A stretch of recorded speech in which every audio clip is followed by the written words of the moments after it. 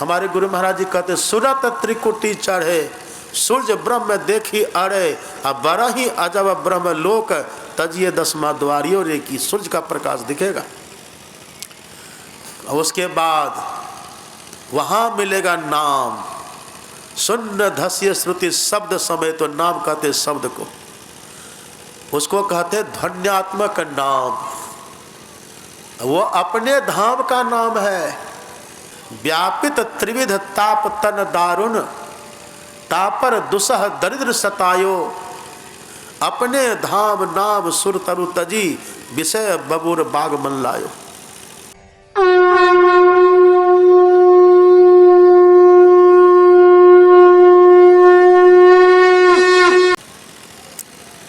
और महोपनिषद का जो पहला श्लोक, पहला मंत्र आपने सुना, ये बड़ा ही उत्तम है, बड़ा महत्व का है और कल्याणकारी है। भारो विवेकिनः शास्त्रम, भारो ज्ञानम च रागिनः, अशांतस्य मनोभारो, अभारो नात्मविदो वपुः। ये श्लोक है, ये उपनिषद का श्लोक है, महोपनिषद का। कितना बढ़िया है। ऋषि कहते हैं कि जो अविवेकी है उसके लिए शास्त्र भार है। मतलब विवेकहीन व्यक्ति के लिए शास्त्र समझना कठिन है। और जो रागी व्यक्ति है, जो आसक्त है, जो गृहासक्त है, देहासक्त है, पुत्रासक्त है, जो परिवारासक्त है, जो सब जगह आसक्त, जिनके भीतर में आसक्ति है, जिनके भीतर में राग है, जिनके भीतर में दुनिया के व्यक्ति, वस्तु और स्थान के प्रति एक आकर्षण है, एक आसक्ति है, एक अटैचमेंट है, अट्रैक्शन बना हुआ है, ऐसे व्यक्ति के लिए ज्ञान की बात कहना व्यर्थ है। और जो अशांत है, स्वभाव से अशांत है, जो कभी शांत होकर के नहीं रह सकते, अशांत व्यक्ति के लिए मन भार है। जिनका शरीर ही चंचल है, जिनका शरीर ही शांत नहीं रह सकता, जो आराम से 1 घंटा बैठ नहीं सकते, अशांत बना हुआ है, व्यग्र बना हुआ है, खिन्न बना हुआ है, अनमनस्क बना हुआ है, भीतर से उदास है, हताश है, निराश है, मन के स्तर पर, बुद्धि के स्तर पर, तन के स्तर पर, ऐसे व्यक्ति के लिए मन भार हो जाता है।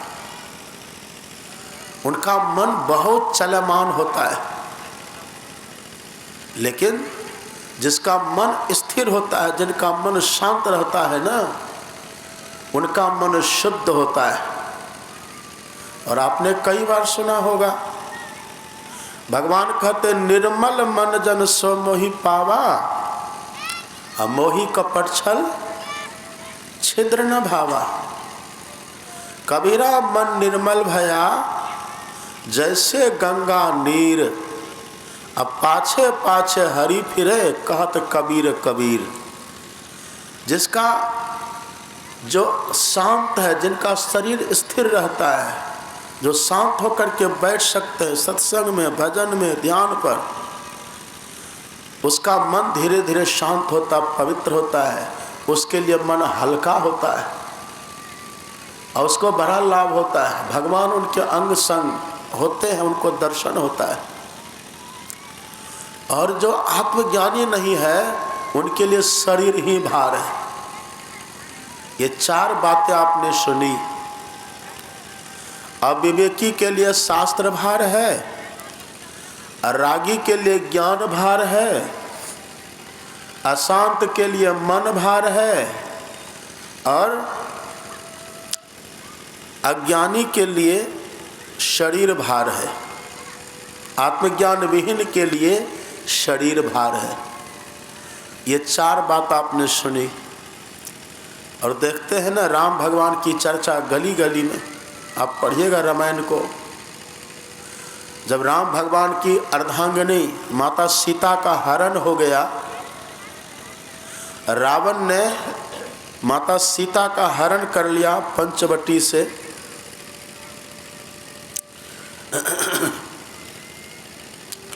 भगवान बड़े दुखी हुए। बाद में पता चला कि सीता का हरण रावण ने किया है। रावण रहता था लंका में। लंका जाने के लिए बीच में समुद्र सागर। तो भगवान ने कहा कि हमने सीता का पानी ग्रहण किया है, हमने सीता का हाथ पकड़ा है, इसलिए यदि सीता के जीवन में संकट आया है, ये विपदा आई है, उनको छोड़ देना ठीक नहीं है। इसलिए भगवान ने कहा जो भी हो, हम रावण का वध करके, रावण को मार करके, पहले तो समझाएंगे रावण को, हम पहले समझाएंगे, यदि समझ गया तब तो ठीक है, और यदि नहीं समझेगा तो उसका हम वध करेंगे और सीता को छुड़ाएंगे। और यदि रावण का वध कठिन होगा, रावण वध के रास्ते में जो भी अड़चन आएगा, जो भी उसका साथ देगा, हम एक सीता के लिए सबका वध कर देंगे, हम सबका संहार कर देंगे। देखिए अपने यहाँ पति पत्नी का रिश्ता कैसा होता है, कैसा संबंध होता है। हमने जिनका पानी ग्रहण किया है, जिनसे हमने नाता जोड़ा है, वो किस बाप की बेटी है, किस गांव की रहने वाली है, कहाँ की रहने वाली है, उनका हमने पानी ग्रहण किया, उसका हमने हाथ पकड़ा है, उससे हमने नाता रिश्ता जोड़ा है, और उसने सर्वस्व समर्पण किया है, उसने अपने आप को अर्पण किया है।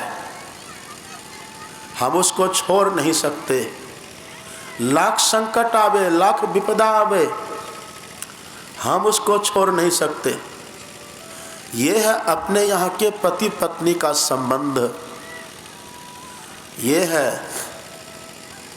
थोड़ी थोड़ी बात में तुनक मिजाज नहीं, थोड़ी थोड़ी बात में तलाक की बात नहीं। जो नाता को अस्थाई बना करके रखे, सुख दुख में एक दूसरे का साथ दे और हमेशा प्रेम बना करके रहे, हमेशा पति पत्नी का जो स्नेह होना चाहिए, जो प्रेम होना चाहिए, जो आपसी सामंजस्य होना चाहिए, उसको बना करके रखना चाहिए। आज देखते हैं घर कैसा बना हुआ है, पत्नी उधर मुंह घुमा करके बैठी है, पति उधर मुंह घुमा करके बैठा है, पति पत्नी में सामंजस्य नहीं है। परिणाम ये होता है उनकी जो संतान होती है, बेटा बेटी होते हैं, वह भी उच्चृंखल उदंड हो जाता है, माता पिता का सम्मान नहीं करता, माता पिता का आदर नहीं करता है, उनको नमन नहीं करता है, घर नरक बन जाता है, नारकीय बन जाता है। और ऐसे से जो संतान जन्म लेता है, लोग उस संतान को भी बेचने के लिए तत्पर हो जाता है। पढ़िएगा भागवत, वेदव्यास जी ने कितना अच्छा लिखा है। तरुणी प्रभुता गेहे शैल को बुद्धिदायका, कन्या विक्रयनो लोभा दंपति नाम च कलकनम। पति पत्नी में कलह मचा रहता है। हम भगवान के मंदिर तो बना रहे हैं, हम भगवान के मंदिर की स्थापना तो कर रहे, भगवान की प्राण प्रतिष्ठा तो हम करेंगे, लेकिन उसके साथ साथ हमें भगवान के चरित्र से शिक्षा भी लेनी है। इस देश की आत्मा है भगवान, उनका चरित्र कैसा है, उनकी रहनी गहनी कैसी है, उनका बोल व्यवहार कैसा है, हमको उनसे भी शिक्षा लेनी है। एक व्यक्ति से, एक लड़का था, सत्संगी था, उसका विवाह हुआ, विवाह होकर के पत्नी घर आई, पूछे कैसी है पत्नी, कहा मत पूछिए बाबा, चंद्रमुखी है। बहुत खूबसूरत है, बहुत अच्छी है, बड़ी भोली भाली है और पतिव्रता भी है, बहुत अच्छी है और मेरा बड़ा ख्याल रखती है। अच्छी बात, ऐसा तो होना ही चाहिए। ये तो अपने देश का विधान है, ये प्रथा है यहाँ की। पत्नी हो तो सीता जैसी, अब पति हो तो राम जैसा, ये तो होना ही चाहिए। 1 साल के बाद फिर मिला, कहिए भाई साहब क्या हाल है, कैसे हैं और आपकी पत्नी कैसी है? कहा कि बाबा मत पूछिए, सूरजमुखी है। पहले साल कहा था चंद्रमुखी है, अब बड़ी बड़ाई किया था। 1 साल नहीं बीता, पूजा करते हैं राम की, मंदिर बनाते हैं राम का, पाठ करते हैं रामायण का, लेकिन आचरण देखिए, आचरण में गिरावट कैसे आती है।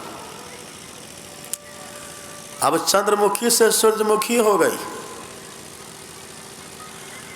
3रा साल फिर मिला, कहिए भाई साहब क्या हाल है? देखिए राम का जो चरित्र है ना, आपको पता है ना, भगवान ने सीता, पहले तो सीता ने हट किया था, वो स्वर्ण मृगा देखी थी ना, स्वर्ण मृग। भगवान ने मना किया था कि देवी ये मृगा स्वर्ण मृगा नहीं है, कोई माया है, छल है, राक्षस ने कपट किया है, मत इसके लिए जिद करो। पर सीता ने नहीं माना, जिद किया, हट किया।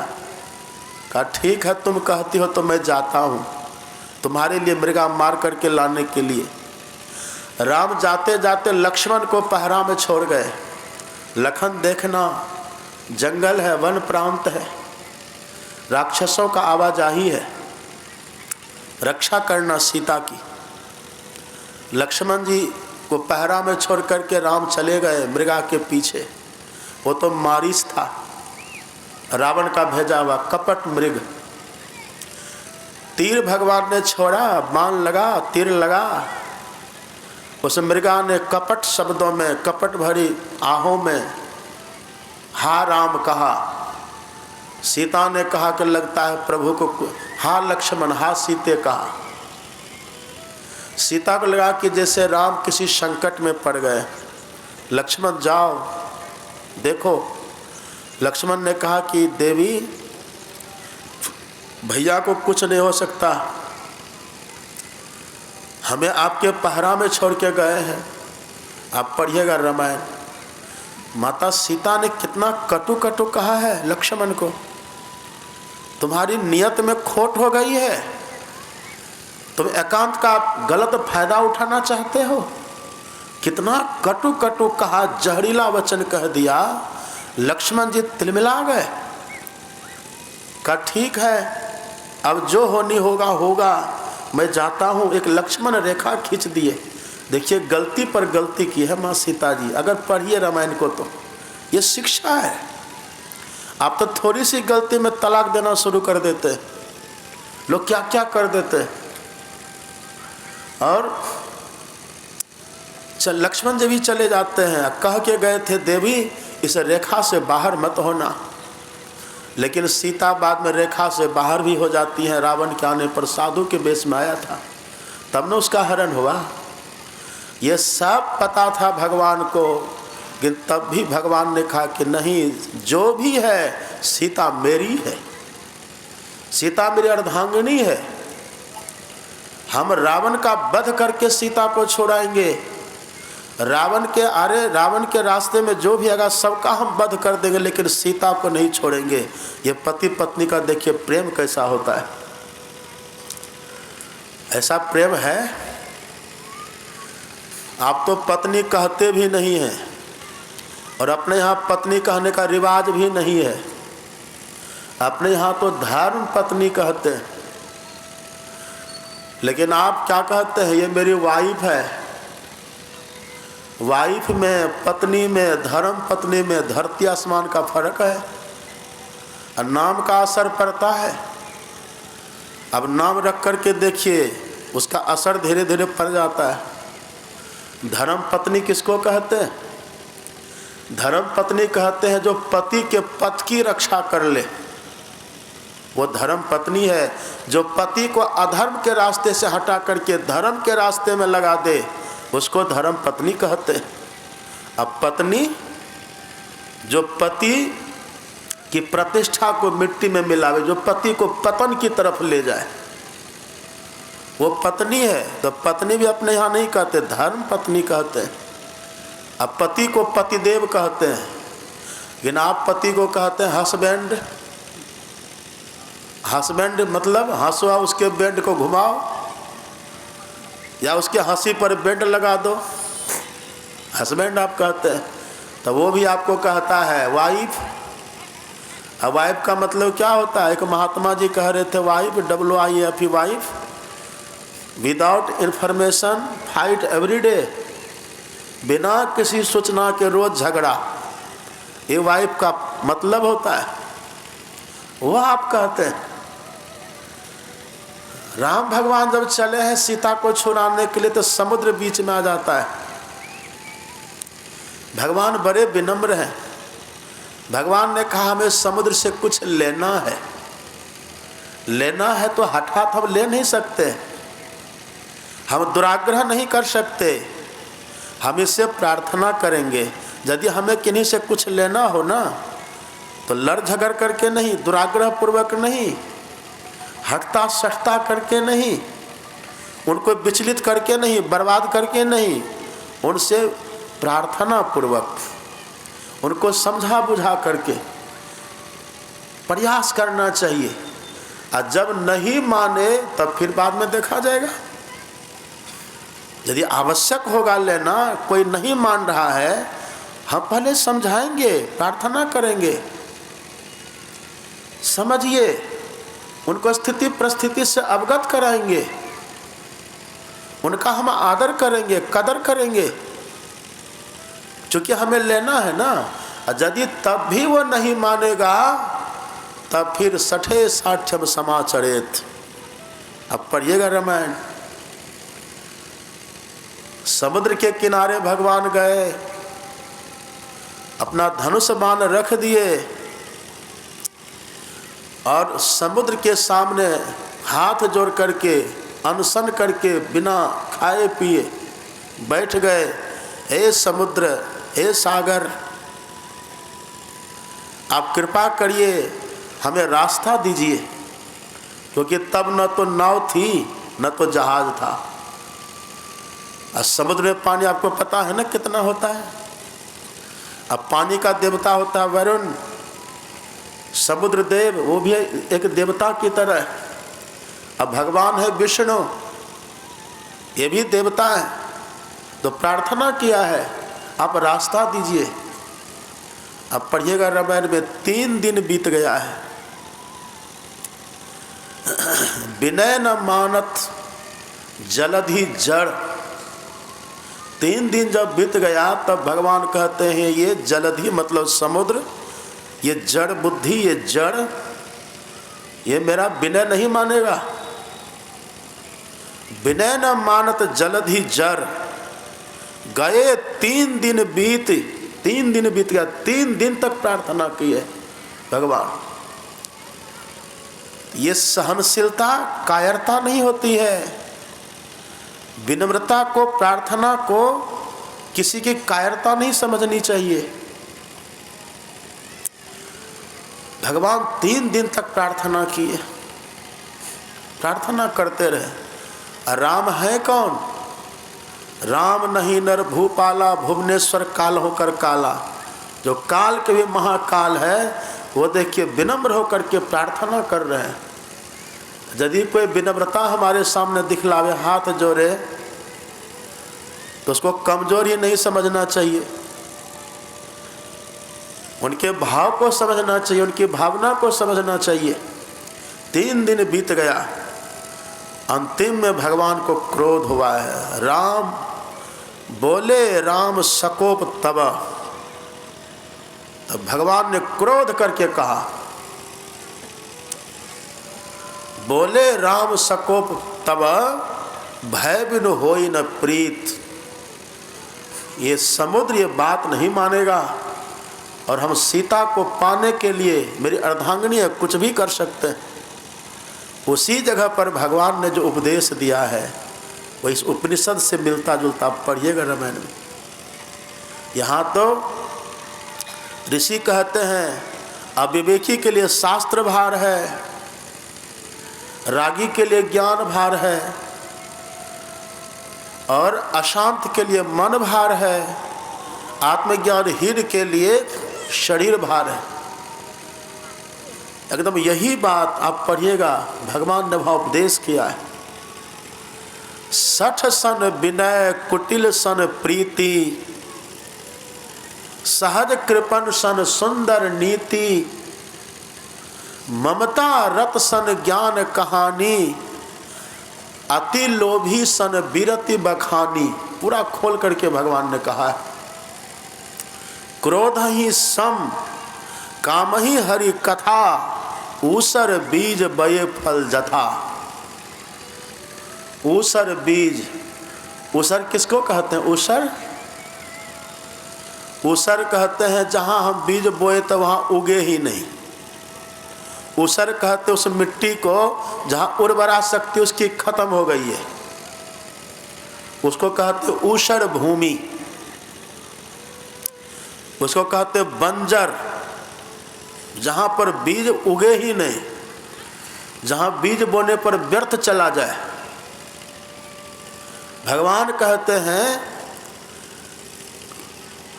जो क्रोधी व्यक्ति है उसको समता की बात कहिए तो मानेगा? नहीं मानेगा। और जो कामी व्यक्ति है, कामी मतलब जो कामनाओं से युक्त है, जिनके भीतर बहुत तरह की कामनाएं हैं।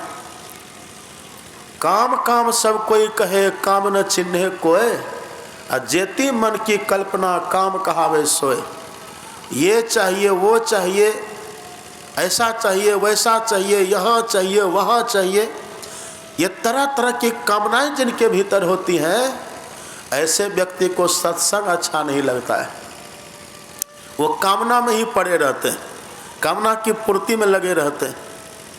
आश्चर्य, इतनी ठंड पड़ रही है, देखिए आप लोग जितना बैठे हैं श्रद्धा से, ऐसे बैठे हैं। आपने कामनाओं पर विजय पाई है। अभी हम आ रहे थे, देखे कितना लोग ऐसे बैठे हैं दरवाजे पर। कोई ऐसे टुक टुक देख रहा कि हाँ बाबा जा रहा है,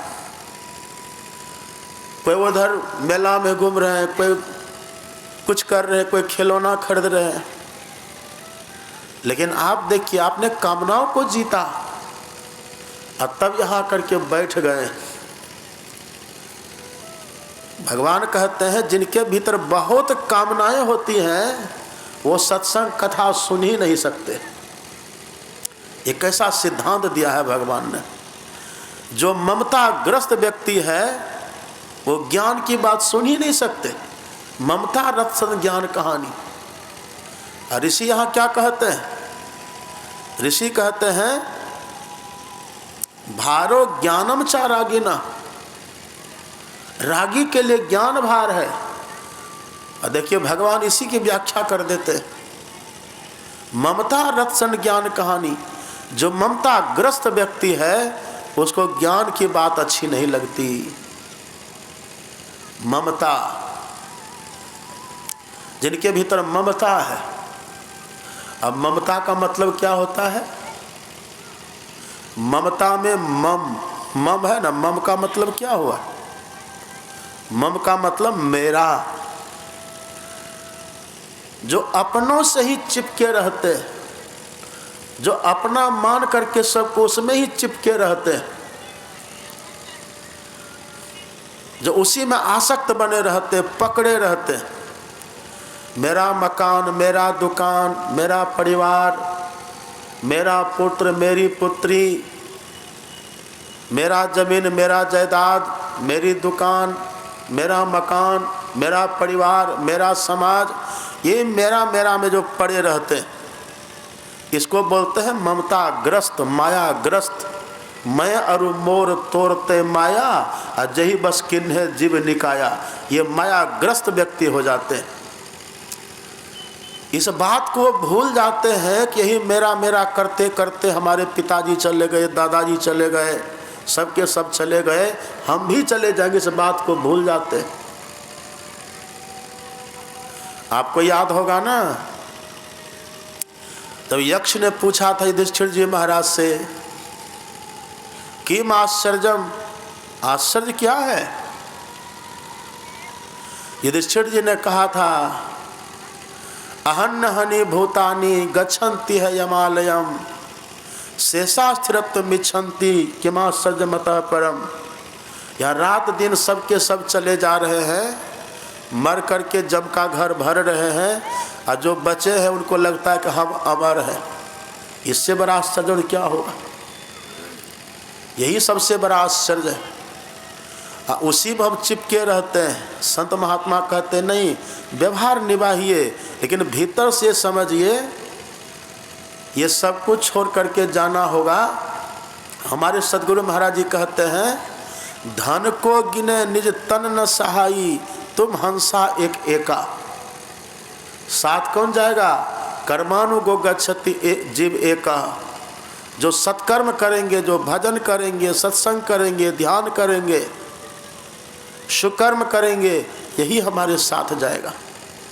ऐसा जिसके भीतर भाव हो गया है, उनको सत्संग अच्छा लगेगा, उनको अच्छा लगता है। तो सठ सन विनय कुटिल सन प्रीति, सहज कृपण सन सुंदर नीति।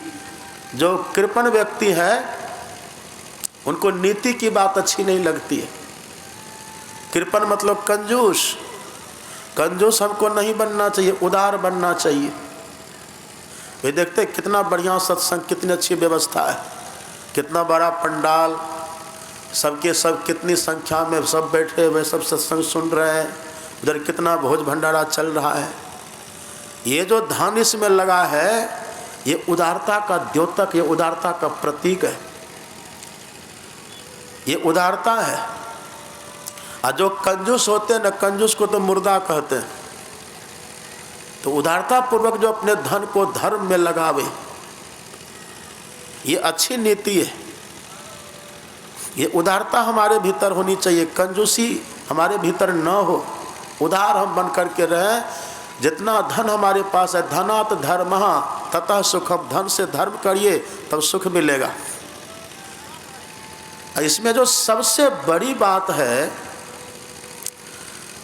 जो सबसे मुख्य बात है, सुनने के लिए बातें तो बहुत है, हम कहते रहेंगे, आप सुनते रहेंगे, लेकिन जो इसमें मुख्य बात है उसको सुनना है। ऋषि कहते हैं, जो आत्मज्ञानी नहीं है उसके लिए शरीर भार है। हम लोग हैं क्या? हम लोग शरीर नहीं हैं, हम लोग शरीर में रहने वाले। और यदि अपने को शरीर मान लीजिएगा तब क्या होगा? यदि अपने को देही मान लीजिए, अभी देखते हैं कोई कहता है काला है, हम गोरा है, हम नाटा है, हम लंबा है, हम दुबला है, हम पतला है। ऐसा जिसको ज्ञान है, जो हमेशा रात दिन देह बुद्धि में ही लगे रहते हैं, क्या खाएं, क्या पहने, क्या देखें, क्या सुने, कैसे रहें, कैसे सोएं, कैसे बैठें, जो इसी में रात दिन लगे रहते, जिसको देह बुद्धि हो गई है, जो देह को ही अपना मान लिया है, उनके लिए कहते हैं इस देह को मैं मानना, इस देह को मैं मानना सबसे बड़ा पाप है। पाप जितने जगत में, सभी पापों का यह बाप है। हम शरीर नहीं है, इस बात को जान लेना चाहिए। हम हैं कौन? इसके भीतर में रहने वाली आत्मा, हम जीव हैं। हम है तो आँख से दिखाई दे रहा है, हम है तो कान से सुन रहे हैं, कान से सुनाई पड़ रहा है, हम है तब मुंह बोल रहा है। एक व्यक्ति के पास एक घोड़ा था, कोई राजा के यहाँ से, मकान के, राजा के महल के आगे से निकल रहे थे। राजा ने पूछा कितना दाम है घोड़ा का, बेचोगे? कहाँ बेचेंगे, कितना दाम है? कहा 1 लाख। कहा नहीं कुछ कम करो। कहा 1 लाख से 1 पैसा कम नहीं होगा। कहा तब जाओ, घोड़ा नहीं लेंगे हम। बहुत ध्यान से सुनिएगा। कहा हम नहीं लेंगे तुम्हारा घोड़ा। घोड़ा लेके चला गया घर। रात भर वो व्यक्ति घर में रहा और आकर के कहता राजा से कि राजन घोड़ा लीजिएगा? कहा हाँ लेंगे। तुम तो 1 लाख कहते हो। कहा नहीं नहीं नहीं 1 लाख में नहीं, हम आपको घोड़ा 1 रुपया में दे देंगे। 1 रुपया में दे देगा? हाँ। कहा कल तुम बोल रहा था 1 लाख और आज रात भर में क्या हो गया, 1 रुपया कह रहे हो? आखिर बात क्या है? कहीं घोड़ा की आंख तो फूट नहीं गई? कहा नहीं आंख सब ठीक है, वैसे ही है। कान तो काट नहीं लिया, इन्हें कान भी खूब बढ़िया है। कान भी जैसे के तैसे वैसे, कान भी नहीं काटे। तो क्या हुआ, पैर तो टूट नहीं गया घोड़ा का? 1 लाख तुम पहले बोल रहा था। कहा नहीं चारों पैर बिल्कुल ठीक है। चारों पैर ठीक है, आंख ठीक है, कान ठीक है, पूंछ भी जस की तस है, सब कुछ ठीक है राजन। तो फिर 1 रुपया क्यों दाम कह रहे हो? कल तो 1 लाख कह रहा था। कहा राजन सब कुछ है, आंख भी है, कान भी है, नाक भी है, पैर भी है, सब कुछ है, लेकिन उस घोड़ा के भीतर से जीव निकल गया है, प्राण निकल गया है। लीजिएगा घोड़ा। तब राजा ने कहा अरे तब तो घोड़ा का 1 पैसा भी कीमत नहीं, तब तो उसको वहां से हटाने का तुमको पैसा देना पड़ेगा। कौन खरीदेगा उसको? देखिए मोल किसका है? घोड़ा के देह का मोल है, घोड़ा के शरीर का मोल नहीं है। मोल था उसमें जो रहने वाला जीव था ना, उसका मोल है। अभी देखिए ना हम लोग कितने अच्छे बैठे हुए हैं यहाँ, और सब कोई कहता ये मेरे पिताजी हैं, कोई कहता मेरे दादाजी हैं, कोई कहते मेरे नाना हैं, कोई कहते मेरे मामा हैं, कोई कहते मेरे ताऊ हैं, कोई कहते मेरे चाचा हैं, सब कह रहा है। लेकिन जब आप ही के देह से आपका प्राण पखेरु उड़ जाएगा तब कोई कहेगा? तब कोई ने कहेगा घर की नारी बहुत हित जासों, रहत सदा संग लागी, और जब यह हंसा तजिह काया प्रेत प्रेत करी भागी। जब इसके भीतर से आप निकल जाएंगे ना, तो यही शरीर, इसको न कोई आप पिताजी कहेगा, न कोई दादाजी कहेगा, न कोई नाना जी कहेगा, न कोई ताऊ न चाचा, कुछ नहीं कहेगा। इसका एक नाम पड़ जाएगा, सब कहेगा कि ये मुर्दा है, ये शव है। कहेगा कि नहीं? सब मुर्दा कहेगा। आप कितने महत्वपूर्ण हैं। आप जब तक देह में थे कितना नाता रिश्ता था, जैसे आप निकल गए देखिए मुर्दा हो गए। आपकी महिमा है, आपका महत्व है, लेकिन अभी घटना क्या घटी है? अभी हम अपने को भूल करके इसी मुर्दा को हम मान लिए हैं कि यही मुर्दा हम हैं, शरीर हम हैं। ये सबसे बड़ा पाप है। यही भाव जिसके भीतर होता है ना, वही देह के लिए चोरी करता है, झूठ बोलता है, नशा करता है। नशा लोग क्यों करते हैं? अब गाना सुने ना, हम पीते हैं गम भुलाने के लिए, इसलिए तो आप देह के लिए ही तो करते हैं। सब दुराचरण का केंद्र बिंदु यही है।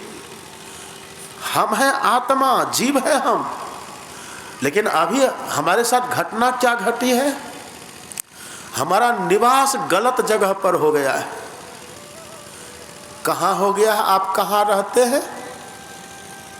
आपका निवास कहाँ है? अभी कोई कहते मेरा घर है बंका, ये बंका गांव है ना, बंका। अब कोई कहते मेरा घर है उधर चांदनी चौक, बगल में है ना चांदनी चौक, वहाँ। कोई कहता हमारा घर है गोड्डा, और मेरे लिए सुनते हैं ना, कुप्पा घाट से पधारे हैं हमारे रामचरित्र घोषणा करते रहते कुप्पा घाट से आए हम, मतलब हमारा घर कुप्पा घाट। लेकिन आप विश्वास करिए, कुप्पा घाट में हमारा शरीर रहता है, बंका में भी आपका शरीर रहता है, गोड्डा में आपका शरीर ही रहता है। आप कहाँ रहते हैं? आप तो शरीर है नहीं, आप कहाँ रहते हैं? आप जहाँ, आप सीधा कह देते हम रहते हैं शरीर में। कहाँ रहते हैं? शरीर में, मतलब भीतर में रहते हैं आप। तो भीतर में कहाँ रहते हैं? भीतर में कहाँ रहते हैं? भीतर देख करके बताइए कहाँ रहते हैं। तो भीतर कैसे देखिएगा?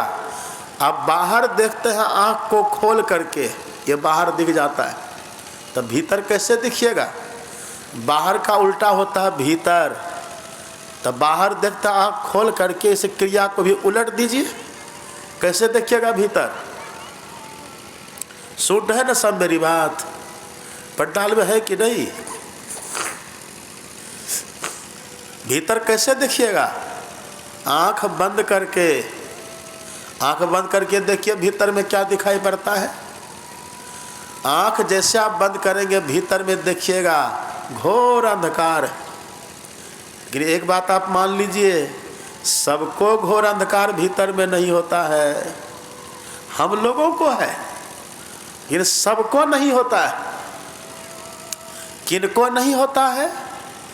जो संत महापुरुष होते हैं, जो उच्च कोटि के साधक होते हैं, उनको भीतर में अंधकार नहीं होता है। तुलसीदास जी कहते वो कैसे होते हैं? ज्ञान कहे अज्ञान बिनु, आत्म बिनु कहे प्रकाश, और निर्गुण कहे जो सगुण बिनु, सो गुरु तुलसीदास। जो गुरु लोग होते हैं, संत महापुरुष होते हैं, उनके भीतर में अंधकार नहीं, प्रकाश होता है। उनके भीतर में संसार नहीं, उनके भीतर में ईश्वर का दर्शन उनको होता है। जही जाने जग जाई हैराई, वो होता है। लेकिन अभी हम लोगों को देखिए, आंख बंद करते घोर अंधकार दिख रहा है। यही जो अंधकार है ना, ये बड़ा खतरनाक है। हमारा रहना इसी घोर अंधकार में हो गया है। हम रोज बाहर में देखते, अब सरकार की कैसी व्यवस्था है। बिजली पानी हर गांव गांव में पहुंच गया। सबके घर में देखिए बल्ब जल रहा है, सबके घर में पंखा चल रहा है, सबके घर में हीटर कूलर चल रहा है। प्रकाश की पूरी व्यवस्था है। ये व्यवस्था सरकार ने कर दी है। लेकिन अफसोस, जहां आप और हम रहते हैं वहां अब तक घोर अंधकार है। वहां आज तक कभी प्रकाश नहीं हुआ है। यही विघटन हमारे साथ हो गया, यही घटना हमारे साथ हो गई है। हम घोर अंधकार में, और परिणाम अंधकार का क्या हुआ? पढ़िए, संत कबीर साहब ने कितना अच्छा कह दिया समझा करके। कबीर साहब कहते हैं, एक तो अंधेरी कोठरी, एक तो मतलब एक तो अंधकार है भीतर में, और दूसरा भी है एक तो। देखिए क्या बोलने का ढंग है कबीर साहब का। एक तो अंधेरी कोठरी, और दूसरा क्या है? तामे दिया न बाती हो। अपने भीतर दिया भी नहीं जलता है। सुने ना प्रधानमंत्री जी ने क्या कहा हम लोगों से? पूरे देश से आह्वान किए हैं कि सब अपने अपने गांव में, अपने अपने घर में, आसपास के मंदिर में सबके सब दिया जलाइए कल, क्योंकि भगवान की प्राण प्रतिष्ठा है। हम भी कल रात में गौशाला में रहेंगे, वहाँ भी हम भी दिया जलाएंगे। अपनी गौशाला है ना, वहाँ रात में, कल रात हम भी वहीं चले जाएंगे, क्योंकि कमेटी का ऐसा निर्णय है। अधिकतर हमारे संरक्षक महोदय बैठे हुए हैं, कमेटी का निर्णय है कि वहाँ भी दीप जलेगा। बाहर में दिया जलाते, एक तो दीपावली में दिया जलाते हैं, हर साल जलाते हैं, फिर ये कल दिया जलाएंगे। क्या पता सरकार इसी डेट को घोषित कर दे, निश्चित कर दे कि इस तिथि में हर साल अब दीपावली मनेगी, दिया जलेगी। सरकार की बात है, घोषणा कर देगी सरकार तो सब करेंगे, सब मनाएंगे। अच्छी बात है, मनाना भी चाहिए। लेकिन आप कहिए जहाँ आपका शरीर रहता है वहाँ तो इतनी इतनी व्यवस्था, इतना इतना दिया जलाइएगा, लेकिन आप जहाँ रहते हैं वहाँ कभी दिया जलाए? ये सरकार कभी कहेगी वहाँ दिया जलाने के लिए? नहीं कहेगी। ये कहने के लिए तो गुरु सरकार है, सदगुरु भगवान है, वही कहेंगे। जैसे वो चंदा उगवही सूरज चढ़ही हजार, एते चानन हो दिया गुरु बिनु घोर अंधार। अपने भीतर अभी तक दिया नहीं जला। वही कबीर साहब कहते, एक तो अंधेरी कोठरी अत्ता में दिया न बाती हो। अब परिणाम क्या होगा? परिणाम बहिया पकड़ी जम ले चले, कोई संग न साथी हो। प्रधानमंत्री की बात मान करके कल सब दिया जलाएंगे, लेकिन साधु महात्मा की बात मान करके कोई भी व्यक्ति अपने भीतर दिया जलाने के लिए तैयार नहीं है। प्रधानमंत्री की बात मान करके अगर दिया आप नहीं भी जलाइएगा ना, तो कोई कुछ आपको कहने वाला है? कोई कुछ नहीं कहेगा। लेकिन यदि साधु महात्मा की बात मान करके भीतर में दिया नहीं जलाइएगा, तो देखिए कबीर साहब संकेत कर देते हैं। कबीर साहब पहले सूचना दे देते हैं, परिणाम क्या होगा। परिणाम क्या होगा? बहिया पकड़ी जम, जम ले चले, जम ले जाएगा। और जम को कभी देखे हैं? जम को बहुत बार देखे हैं। अभी जो आप चूहा देख करके डर जाते हैं, जो आप छुछुंदर देख करके डर जाते हैं, क्यों डरते हैं? ये डर आपके भीतर से आया कहाँ से है? रात में ठूठ पेड़ को देख करके आप भूत समझ करके डर जाते हैं। ये डर आपके भीतर में आया कहाँ से? ये डर आपके भीतर इसीलिए आ गया है क्योंकि आपने कई बार जम को देखा है जीवन में। जब जब मरे हैं तब तब जम से पल्ला पड़ा है। जम बड़ा जबरदस्त होता है। जम्बर जाति तोरे छाती, उनसे क्यों नहीं डरता है। खाए खुराका पहन पोशाका जम का बकरा पलता है, हम उनसे नहीं डरते। बड़ा निष्ठुर होता है जम। यदि जम को नहीं देखते न, तब छुछुंदर के छुछवाने से डरते नहीं। यदि जम को आप नहीं देखे होते न अब तक, तो ठूठ पेड़ को भूत समझ करके डरते नहीं। यदि आप जम को नहीं देखे होते ना, आपको किसी का भय दुनिया में नहीं लगता। आप न तो किसी की बोली से डरते, न किसी की गोली से डरते। डर तो आपके मूल में जम के देखने से पैदा हुआ है। अब फिर उसी की तैयारी हो रही है। अभी छुछुंदर को देख करके हम डर जाते हैं, छुछवाने से। ठूठ पेड़ को देख करके हम डर जाते हैं और उससे बचने का उपाय करते हैं। लेकिन जब जो आने वाला है उससे बचने का हम उपाय नहीं कर रहे हैं। प्रधानमंत्री जी की बात मान करके सब कल दीप जलाने के लिए उन्मुख हो रहे, तैयार तत्पर हो रहे हैं। लेकिन साधु महात्मा की बात मान करके अपने भीतर में कोई दिया जलाने के लिए तैयार नहीं हो रहे हैं। ये कितना दुख की बात, आप जरा सोचिए। अपने भीतर दिया जलाइए। अपने घट दिया ना बारू रे। अभी देखते अपने देश में बड़े बड़े मंडलेश्वर, महामंडलेश्वर, जगत गुरु, विश्व गुरु, ब्रह्मांड गुरु कौन कौन सब हैं, जिनके लाखों लाख में शिष्य हैं, करोड़ों में जिनके शिष्य हैं, अरबों खरबों में जिनकी संपदा है। लेकिन भीतर में दिया जलाने की बात कोई नहीं करते। सब बाहर में उलझा करके रखते हैं। देखिए सब कैसे कर रहे हैं। शांति से बैठिए। कहीं ये दिया जलाने की बात नहीं है। अब दीपावली भी मनाते हैं ना, हर साल दीपावली मना लेते हैं, बाहर बाहर दीपावली मनाते हैं। और उधर बिहार उधर सब जाइएगा ना, संठी की लुकाठी बना लेते हैं और घुमाते घुमाते घर में जाते हैं, कहते लक्ष्मी घर दरिद्र बाहर, लक्ष्मी घर दरिद्र बाहर, रटते हैं और लुकाठी को घर में घुमाते हैं। लेकिन पूछिए दरिद्री दूर हुई? नहीं हुई, जस के तस। अपने भीतर जहाँ दिया जलाना है, अपने भीतर जहाँ दीपावली मनाना है, ये बाहर की दीपावली तो भीतर में दीपावली मनाने के लिए एक शिक्षा मात्र है। लेकिन हम नकल को पकड़ लिए, असल को छोड़ दिए। यही हमसे भूल हो गई। अपना आश्रम है ना कुप्पा घाट, ध्यान से सुनिएगा।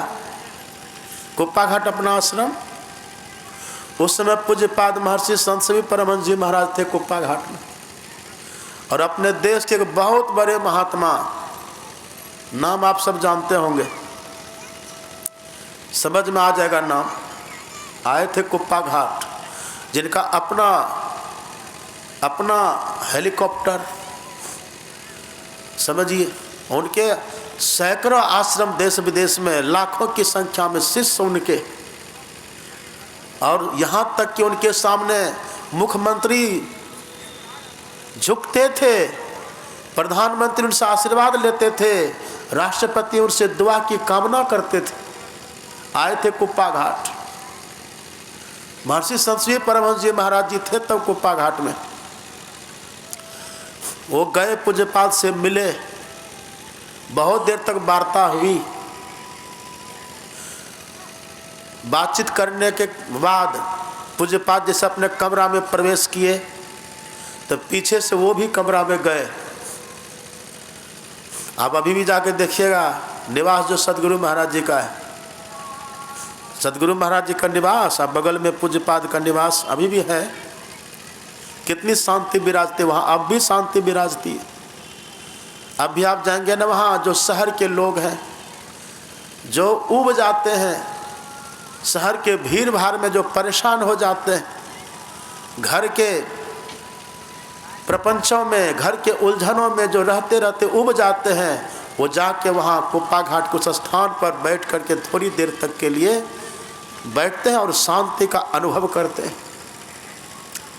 कैसा वो स्थान है, पवित्र स्थान है। वहीं पर सदगुरु महाराज जी विराजते थे और उनके पट शिष्य पूज्यपाद वहीं। तो जब वो कमरा में गए ना, तो कमरा में उन्होंने कहा कि महाराज जी आपका कमरा तो बड़ा अच्छा लग रहा है, बड़ी शांति विराजती है कमरा में। पूज्यपाद मौन रहे, मुस्कुराते रहे। इतने में उन्होंने कहा कि महाराज जी थोड़ी सी कमी है, इस कमी को भी दूर कर दिया जाए। बोले क्या कमी है? उन्होंने कहा कि बस एक काम किया जाए, गाय के घी का दिया, देखिए प्रधानमंत्री पैर छूते थे, आश्चर्य होगा आपको, बड़े बड़े। हाँ, दिया की बात अच्छी बात है, शुभ बात है, सत्कर्म है, लेकिन इतने से जम का फंदा नहीं कटेगा। कहा कि महाराज जी बस एक काम करिए। कहा क्या? गाय के घी का दिया अपने कमरा में जलाइए, अखंड जलने दीजिए। पूज्यपाद मुस्कुराए, देखे उनको, दाढ़ी भी बहुत अच्छी थी, दाढ़ी भी खूब बढ़िया, ललाट पर चमक भी बढ़िया, सेवक भी बहुत, सेवा करने वाले भी बहुत। लेकिन ज्ञान जब देखा, जहाँ मुख्यमंत्री झुकते थे, प्रधानमंत्री झुकते थे, एक नज़र पड़ जाए, एक निगाह पड़ जाए, इसकी प्रतीक्षा में बड़े बड़े रहते थे। उन्होंने कहा कि महाराज जी ज़्यादा शकुन होगा, ज़्यादा शुभ होगा, बस अपने कमरा में गाय के घी का दिया जलाइए। पूज्यपाद ने देखा, स्मित हास्य करते हुए, मंद मुस्कान करते हुए उन्होंने कहा कि महाराज, साधु के कमरा में दिया नहीं जलता, साधु के हृदय में दिया जलता है। और यही कबीर साहब की वाणी सुना दिए, अपने घट दिया ना बारू रे, नाम का तेल सुरत की बाती, ब्रह्म अग्नि उद्गारू रे। अपने घट दिया ना बारू रे, अपने घट दिया जलाइए। कबीर साहब कहते यदि दिया अपने भीतर नहीं जला, अपने घर में दिया नहीं जलेगा तो कोई बात नहीं है, यदि मंदिर में कदाचित दिया आप नहीं भी जलाए, जलाना चाहिए। सरकार का आदेश है और हमारी संस्कृति है, हमारी सभ्यता है, हमारा आदर्श है, जलाना चाहिए। लेकिन यदि कदाचित आप नहीं भी जलाइएगा, आपको कोई कुछ नहीं कहेगा। लेकिन याद रखिएगा, कबीर साहब संकेत कर देते हैं, संतवाणी अमोघ होती है। कबीर साहब ने कहा कि यदि भीतर दिया नहीं जला, यदि भीतर दिया जलाने की शिक्षा दीक्षा हमको नहीं मिली, दिया जलाने का प्रयास हम नहीं किए, दिया नहीं जला, तो कबीर साहब ने कह दिया, बहिया पकड़ी जब ले चले, कोई संग न साथी हो, न कोई साथ जाने वाला होगा, न कोई संग देने वाला होगा, और न कोई आपको बचाने वाला मिलेगा। अपने देश का प्रधानमंत्री सुने ना अपना नाम, राजीव गांधी, श्रीमती इंदिरा गांधी। राजीव गांधी के भाई का क्या नाम था? संजय गांधी, सुने है ना नाम? इंदिरा गांधी प्रधानमंत्री के पद पर, प्रधानमंत्री एक मकान से दूसरे मकान में जा रही थी, बीच में ही बहिया पकड़ी जम ले चले, वही जम उठा लिया। राजीव गांधी भी प्रधानमंत्री के पद पर, मद्रास में उनका भाषण होना था, जो आज चेन्नई कहलाता है ना, मद्रास, वहां भाषण होना था। पूरे शहर को नाकाबंदी कर दिया गया, चप्पा चप्पा में पुलिस का पहरा। जो कुप्पा घाट अभी गए होंगे ना, मोहन भागवत जी जो आए थे, सरसंघ संचालक जो आए थे कुप्पा घाट में, पूरा भागलपुर को नाकाबंदी कर देते हैं जब आते हैं। मायागंज मोहल्ला में सबके डेहरी पर राइफल ताने जवान खड़ा रहता, कोई हिल नहीं सकता वहाँ, इतना पहरा वो लोग कर देते। पूरा शहर को चाक चौबंद कर दिया। अब वहाँ राजीव गांधी खड़े हुए भाषण देने के लिए, लेकिन बहिया पकड़ी, आ गया जम। एक बुढ़िया अपने पेट में बम बांध करके, योजना थी उन लोगों की, भेज दिए। बस टाइम बम था, ब्लास्ट किया, चिथड़ी चिथड़ी उड़ गया उनका।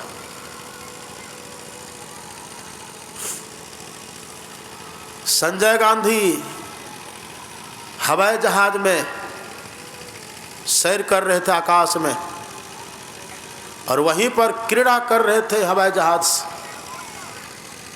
वहीं पर क्रैश हो गया, एक्सीडेंट हो गया। वही अपने कहावत बन गया, राजीव मरे मद्रास में, इंदिरा मरी आवास में, और संजय मरे आकाश में।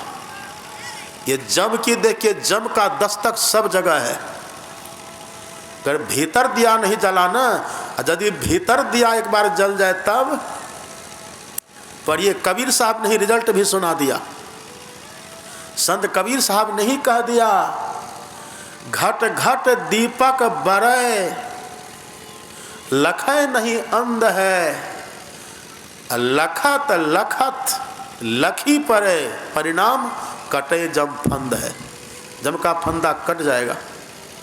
यदि भीतर के दीपक को एक बार देख लिए, जम का फंदा कट जाएगा। हाँ, मरेंगे तो दीपक देखने वाला भी, भीतर प्रकाश करने वाला भी मरेगा, और जो बाहर में केवल प्रकाश के में लगे हैं वो भी मरेगा। दोनों के मरने में फर्क हो जाएगा।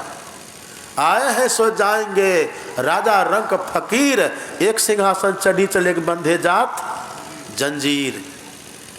जाना तो दोनों को है। आप पढ़िए भागवत में, ध्रुव जी की कहानी पढ़िए, विमान पर बैठ करके गए हैं, कितनी कैसी सदगति है। और आपको तो आश्चर्य होगा, ध्रुव तो विमान पर बैठ करके गए, मृत्यु के माथे पर पैर रख करके गए हैं। और उसी ध्रुव के वंश में ऐसे ऐसे योद्धा हुए, ऐसे ऐसे धर्मात्मा सम्राट हुए हैं। आपने अंग का नाम सुना? महाराज अंग, महाराजा अंग ने मृत्यु की पुत्री सुनीता से विवाह कर लिया है। ये कथा है। मृत्यु एक देवी है जो सबके, ये मृत्यु लोक है, ये मृत्यु भुवन है। यहाँ सबके जीवन में मृत्यु आती है, लेकिन देखिए लोग साधना के बल से क्या क्या कर देते हैं।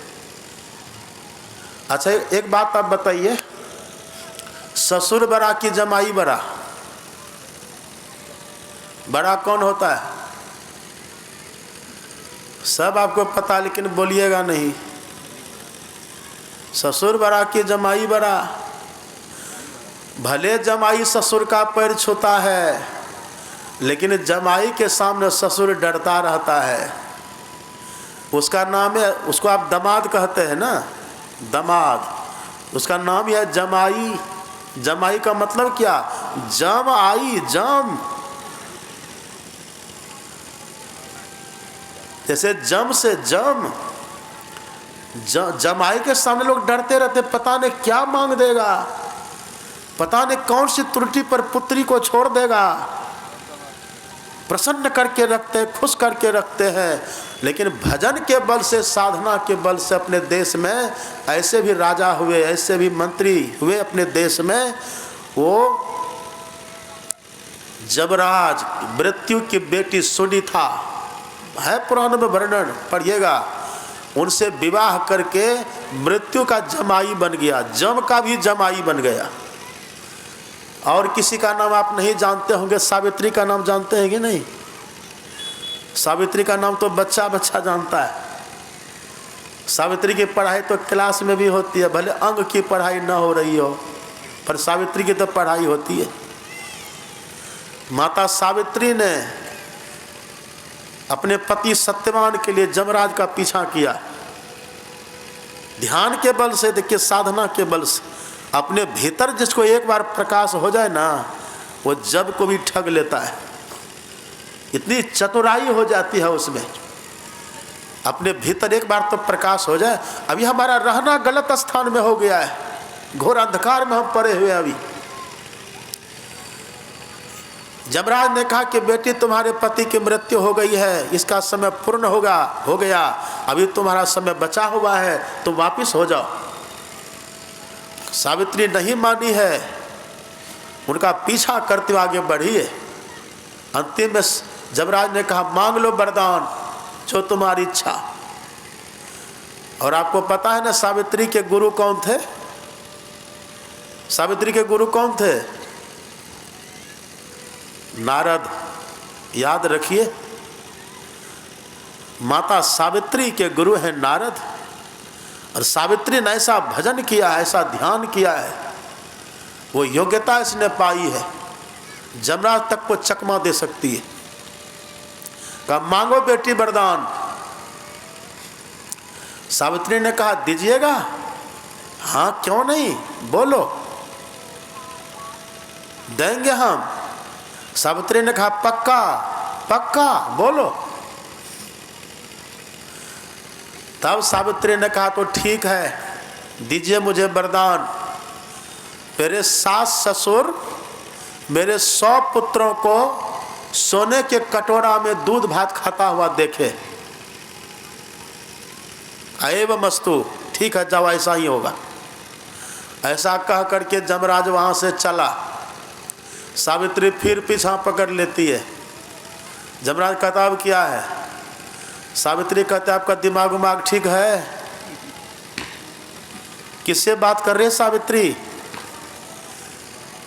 जिनके डर के चलते हम छुछुंदर से भी डरते हैं। उनसे आंख में आंख मिला करके सावित्री बात कर रही है। ये दुनिया के लोगों से आंख मिलाना कौन बड़ी बात है। अभी तो यदि किसी नेता का संग मिल जाए ना, फिर देखिए उसके साथ फोटो खींचा के कितना वायरल लोग कर देता है। हम फलाना नेता से मिले। सावित्री ने कहा कि बुद्धि ठीक है, का क्या कहना चाहती हो? Subscribe now and press the bell icon. Never miss an आपने मुझे update. स्वपुत्र होने का वरदान दिया है और मेरे पति को आप लेकर के Subscribe चले जा now रहे हैं, and तो क्या press the पुत्र bell के पेट icon. में टंगा हुआ Never है, तो miss an आप उतार update. लेंगे हम पुत्र को? बिना पति का पुत्र कैसे होगा? आप मेरे Subscribe पति को now लेकर के चले जा रहे and हैं। press the bell icon. Never miss an जबरा का update. दिमाग ठंडा हो गया। कहा पुत्री तू जीती मैं इस हारा। वीडियो को लाइक करें, हमारे चैनल को सब्सक्राइब जमराज कर को भी बेल आइकन चुनौती जरूर देने वाला प्रेस साधक होते हैं, साधिका करें। होती इस है। वीडियो को लाइक करें, हमारे चैनल को सब्सक्राइब एक बार कर अपने बेल भीतर आइकन में जरूर दिया प्रेस तो जले, एक बार अपने भीतर प्रकाश तो हो, एक बार प्रकाश हो जाए। घट घट दीपक बरे, लखे नहीं अंध है, लखत लखत लखी परे, परिणाम कटे जम फंद है, जम का फंदा कटेगा। एक बार जिसके भीतर प्रकाश का दर्शन हो जाए ना, अभी सुन रहे थे पाठ में, बिनु गुरु ज्ञान नाम न पई हो नाम। दो तरह का नाम होता है। एक नाम आपको प्रकाश पाने के पहले मिलेगा और एक नाम आपको प्रकाश दर्शन के बाद मिलेगा। जो नाम प्रकाश पाने के पहले मिलेगा उसको कहते हैं गुरु मंत्र। वो गुरु से जो मंत्र मिलता है ना उसको कहते हैं गुरु मंत्र। उस मंत्र को जो जपेंगे, ये मंत्र सबको जपना चाहिए। ये मंत्र कबीर साहब कहते हैं बिनु गुरु ज्ञान नाम न पयो। बिना गुरु का मंत्र नहीं मिलेगा। यदि बिना गुरु का मंत्र जपिएगा तो गुरु बिनु जाप तप दान व्यर्थ व्रत तीरथ फल नहीं दाता। मंत्र आपको फलदायी नहीं होगा। हाँ, मंत्र जपिए पुण्य होगा पर सिद्धि नहीं मिलेगी। इसलिए दीक्षा की विधि अपने यहाँ है। जो गुरु की खोज करते हैं, दीक्षा लेते हैं गुरु के पास जाकर के, उनको गुरु एक मंत्र की दीक्षा देते हैं, मंत्र बतला देते हैं जपने के लिए। वो गुरु का सिद्ध क्या हुआ मंत्र होता है। उस मंत्र को जपिए। मंत्र को जपने से मंत्र की सिद्धि होती है। हमेशा जपिए मंत्र को। चलते फिरते उठते बैठते जपते रहिए। 3 बार तो बैठ करके जपिए जो दीक्षा लिए। और जो दीक्षा नहीं लिए है ना, टालिए मत। टाला टोली दिन गया, ब्याज बढ़नता आए, न हरि भजे न खत कटे, काल पहुँचा आए। काल आ जाएगा, जम आ जाएगा। जम आएगा तो कौन बचाएगा? किया कर तो माई बाप, किया कर तो भाई, किया कर तो घर के त्रिया जमुआ ले जाए। आगे आगे कहरिया भैया दोलिया ले जाए, अब पीछे पीछे जब रैया बुगड़ा ले जाए। कौन बचाएगा? इसलिए मंत्र सीखिए, दीक्षा लीजिए, मंत्र सीखिए, मंत्र को जपिए। इसको कहते हैं वर्णात्मक नाम। ये वर्णात्मक नाम है। इसको जपिए। एक ही मंत्र को जपिए, विश्वास से जपिए, प्रेम से जपिए। नाम सब प्रेम जपत अन्यासा, भगत हो ही मुद मंगल बासा। आपके भीतर आनंद होगा, कल्याण होगा मंत्र के जपने से। अभी देखते लोग साधु महात्मा के पास जाते कि बाबा आशीर्वाद दीजिए, कृपा करिए, तो बाबा के पास वो शक्ति कहाँ से आई है? यही मंत्र जप करके। तो जब मंत्र जप करके बाबा के पास शक्ति आ सकती है, तो वो मंत्र जप करके आप खुद भी शक्ति पा सकते हैं। क्यों भिखारी बने फिरते हैं आप? खुद शक्तिशाली बन जाइए। और ज़्यादा कठिन नहीं है, बस चलते फिरते हमेशा जपते रहिए मंत्र। करते कर्म करो विधि नाना, सुरत राख जा कृपा निधाना। जपते रहिए। ये वर्णात्मक नाम है। ये जप करने से आपके भीतर में गुरु महाराज प्रकट होंगे। एक बात देखिए, अभी जो है ना वहाँ अयोध्या जी में, आपको आश्चर्य होगा, झगड़ा भी हो रहा है भीतर भीतर, बाहर बाहर मीडिया, सोशल मीडिया में आप देखिए ना, चैनलों पर कितनी गर्माहट है, गर्मा गर्मी चल रही है। कोई कहते ये मूर्ति सही है तो कोई कहते ये मूर्ति सही है। मूर्ति में भी झगड़ा हो रहा है। वो कहते ये मूर्ति ठीक है, वो कहते ये मूर्ति ठीक है। लेकिन हम तो कहते हैं अगर आप असली मूर्ति का दर्शन करना चाहते हैं, जो मूर्ति बाहर में जो लग रहा है वो लगे, एक वो प्रतीक है, लगे। दुनिया के लोग पूजा करे, जाए, आदर करे। असली मूर्ति को देखने के लिए उसी मूर्ति का सहारा लेते हैं हम लोग। देखते भी मूर्ति है ना, कुर्सी पर जो फोटो रखा है गुरु महाराज का, मूर्ति ही है। इस मूर्ति का सहारा लेते हैं। एक मंत्र का जप करिए और गुरु जिस रूप का ध्यान करने के लिए बतला दो उस रूप का ध्यान करिए। आप देखिएगा आपको भीतर में पहले जिस इष्ट का आप ध्यान करते हैं ना उनका दर्शन होगा, आपको हूबहू होगा, हूबहू। माथा में जितनी रेखा है ना गुरु महाराज के फोटो में, जितनी रेखा थी, जब ध्यान में हूबहू देखिएगा उतनी ही रेखा दिखाई पड़ेगी। दांत देखते हैं ना, एक दांत टेढ़ी थी गुरु महाराज की। जिस दिन हूबहू दर्शन आप मानस ध्यान में करिएगा ना, वो टेढ़ी दांत भी आपको दिखाई पड़ेगी, वही नाक दिखेगी, और जो दाढ़ी का डिजाइन है ना हूबहू दिखेगा वहाँ। एक को पहले आप दर्शन करिए, खूब मंत्र जपिए और गुरु महाराज का ध्यान करिए। इसको रटा दिया हमारे गुरु महाराज। गुरु जाप मानस ध्यान मानस कीजिए दृढ़ साध कर, इनका प्रथम अभ्यास कर श्रुति शुद्ध करना चाहिए। इसका दृढ़ अभ्यास करिए। जैसे गुरु महाराज का दर्शन होगा ना, उसके बाद आप चाहिएगा कि हम राम का दर्शन करें, तो जो असली जैसे त्रेता में राम भगवान थे, जैसा प्रकट हुए थे भगवान, हूबहू वैसा आपके सामने प्रकट हो जाएंगे। अभी ये ध्यान में ताकत है, ये ध्यान में बल है। राम तो त्रेता में हुए थे और तुलसीदास इसी कलयुग में उसी रूप का दर्शन किए। तब तो लिखे हैं रामायण में, नील सरोरुह नील मणि नील नीलधर श्याम, लाजत तनु शोभा निरखी कोटि कोटि सतकाम। जैसा दर्शन जैसा त्रेता में थे भगवान वैसा लिख दिए। और वही रामायण को पढ़ करके अभी लोग मूर्ति बना रहे हैं, उस मूर्ति में झगड़ा चल रहा है। एक बार आप मानस ध्यान, आप संतमत के अनुकूल साधना तो करिए। संतमत आपको असली राम देगा, संतमत आपको असली राम से दर्शन करा देगा। और मंदिर के भी झगड़ा को विवाद को संतमत सुलझा देगा। यदि संतमत का ज्ञान हो जाए फिर देखिए कितना आनंद है। संत मता बिनु गति नहीं, सुनो सकल दे कान, और जो चाहो उद्धार को बनो संत संतान। गुरु महाराज का दर्शन होगा, फिर आप जिनका दर्शन करना चाहेंगे होगा। लेकिन पहले एक को तो करिए। लोग कहते बाबा चलिए हमारे घर, हम जाते अपने घर में घुमाते और फिर घुमाते घुमाते पूजा घर में ले जाते। अब पूजा घर में जाते कहते बाबा देखिए यही मेरा पूजा घर है, हम यहीं बैठ करके ध्यान करते, ठीक है ना? तो हम कहते आपका पूजा घर है कि देवताओं का शोरूम है? ये कितना फोटो लगा करके रखते हैं। बनेगा ध्यान? आंख बंद करिएगा, आंख बंद करिएगा ना तो कभी राम भगवान आएंगे वही जो फोटो लगा करके रखें, कभी कृष्ण भगवान का फोटो आएगा, कभी दुर्गा माँ का फोटो आएगा, कभी हनुमान जी का फोटो आएगा, कभी गुरु महाराज का फोटो आएगा। ये होगा?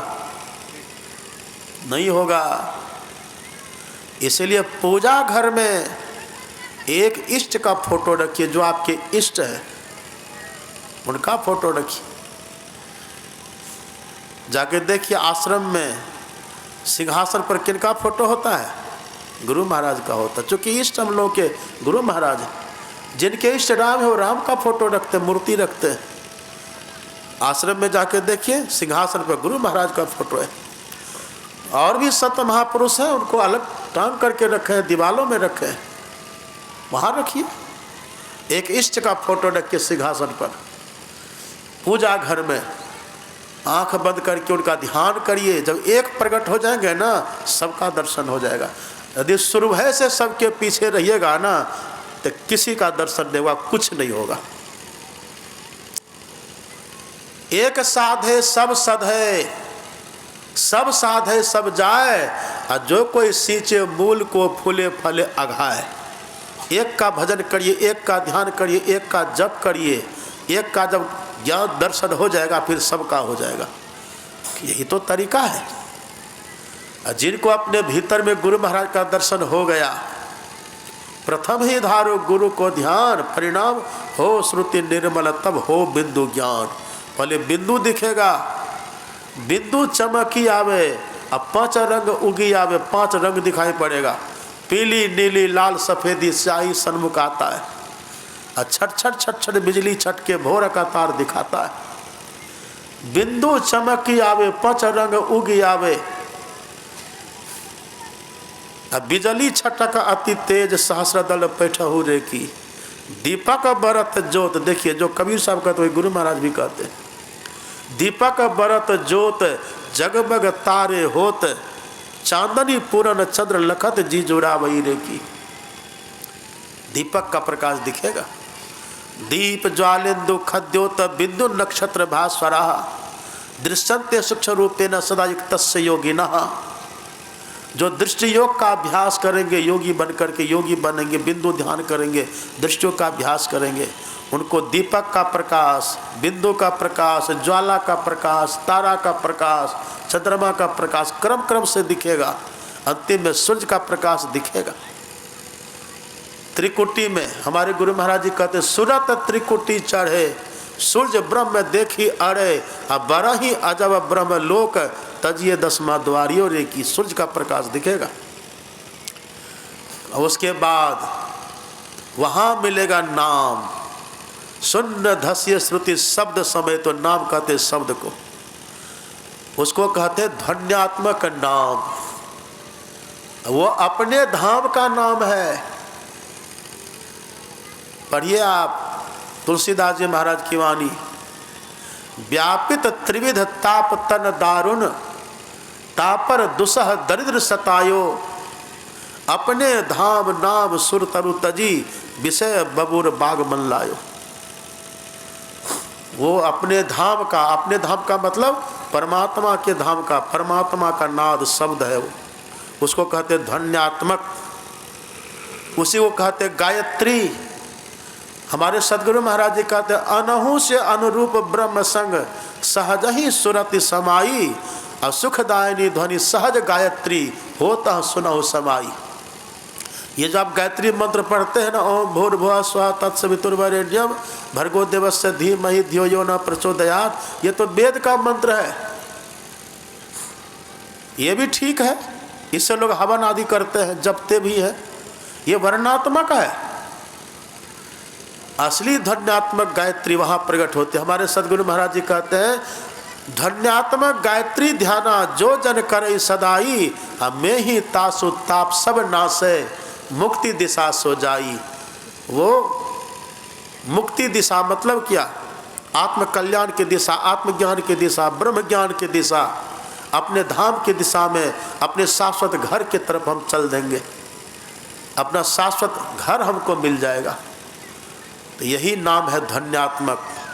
तो वर्णात्मक का भी जप करिए, मानस ध्यान करिए, दृष्टि योग की साधना करिए, नादानुसंधान की साधना करिए।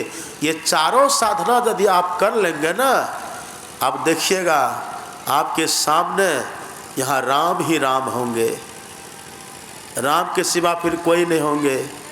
जर चेतन जग जीव जता, सकल राम बैजान, अब बंदाओ तिनके पद कबला, सदा जोड़ी जुग पार। सिया राम बै सब जग जानी, करो प्रणाम जोड़ी जुग पानी।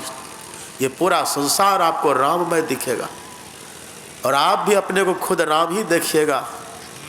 तुम हम दुई मिटाकर एक एक ही बना दो, तुम वे हम वे भेद बुद्धि को जो सकते हैं बिटा, वह तुम ही तुम वही बेही, प्रश्न पूरी रहता नहीं। I and my father is one, मैं और मेरे पिता एक, ईश्वर और जीव एक हो जाएगा वहाँ। अभी तो घोर अंधकार में पड़ करके हम जम के फंदा में पड़े हुए। संत मत किसी ज्ञान को सीखिए, समझिए, और जो दीक्षा लिए है साधना की गति बढ़ाइए, विश्वास जमाइए, मजबूत सदाचारी बनिए, झूठ चोरी नशा हिंसा व्यभिचार को छोड़िए और ध्यान में सुदृढ़ होइए।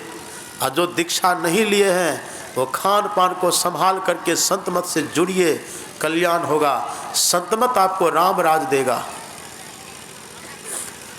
दैहिक दैविक भौतिक ताजा, दैहिक दैविक भौतिक तापा राम राज काहो नहीं व्यापा, वो राम राज आपको संत मत सत्संग देगा।